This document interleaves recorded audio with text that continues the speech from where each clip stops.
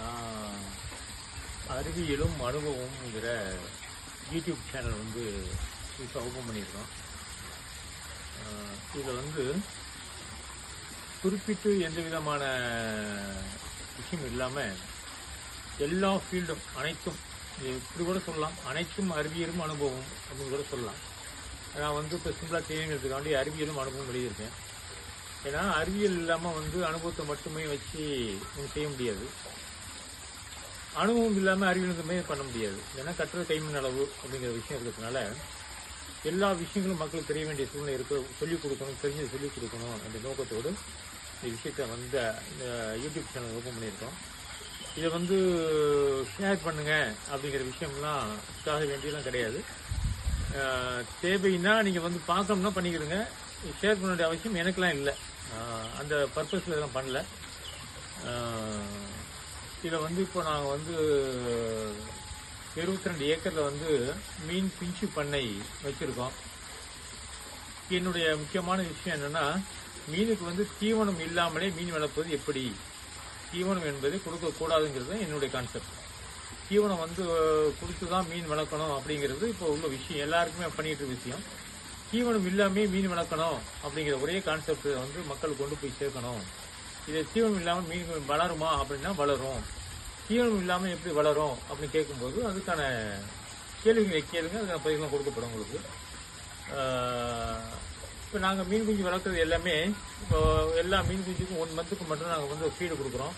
அதுக்கு பிறகு எந்த மீன் குஞ்சுக்கு வந்து ஃபீடிங்னு கிடையாது. நேச்சுரான முறையில் வளர்க்குறது மட்டும் தான் பண்ணிகிட்டு இருக்கோம்.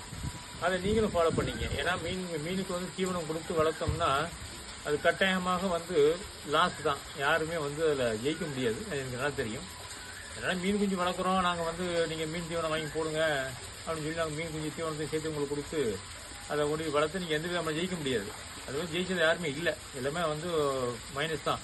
ஆனால் தீவனம் இல்லாமையே நீங்கள் வந்து ஒரு ஏக்கருக்கு வந்து 10 லட்சம் ரூபாயை சம்பாதிக்க முடியும். அது எப்படிங்கிற விஷயங்கள்லாம் வந்து அடுத்தது வீடியோ 1 by 1 சொல்கிறேன். ஒரு அகல உழுவதை விட ஆழ உழுவது மேல் அப்படின்னு சொல்லி திருவள்ளுவர் சொல்லுவாங்க இல்லையா, அதுபடி இந்த நிலம் நிறைய தேவையில்லை.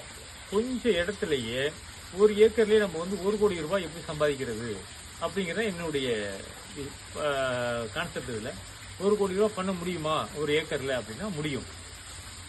சரியா? முடியாது அப்படின்னு சொன்னால் இந்த கேள்வி கேட்கலாம். முடியுங்கிறது நான் ஆன்சர் பண்ணிடுறேன். அதனால் விவசாயிகள் வந்து பயனடையணும் அப்படிங்கிற நோக்கம் உள்நோக்கம் இருக்குது.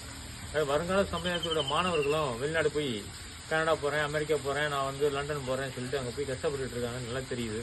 போயிட்டு வந்த பிறகு ரொம்ப கஷ்டமான சூழ்நிலையை அனுப்பிச்சிட்டு இருக்காங்க, அதனால புரியுது. அதனால் நம்ம வீட்டில் விவசாய குடும்பத்தில் எல்லார் வீட்லேயும் 1 ஏக்கர் நடம் இருக்கும்.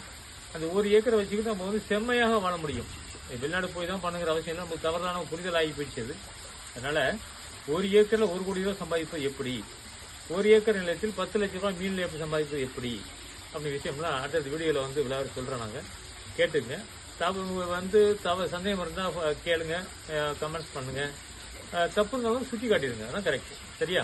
அதனால் சப்ஸ்கிரைப் பண்ணுங்கிறது அவசியம் இல்லை, தேவைன்னா நீங்கள் பார்த்துக்கிடுங்க, அவ்வளோதான். நான் அதுக்காக வேண்டி யூடியூப் சேனல் ஆரம்பிக்கலை. எனக்கு தெரிஞ்ச விஷயத்தை சொல்லிடணும் இளைஞர்களுக்கு அப்படிங்கிற மட்டும்தான்.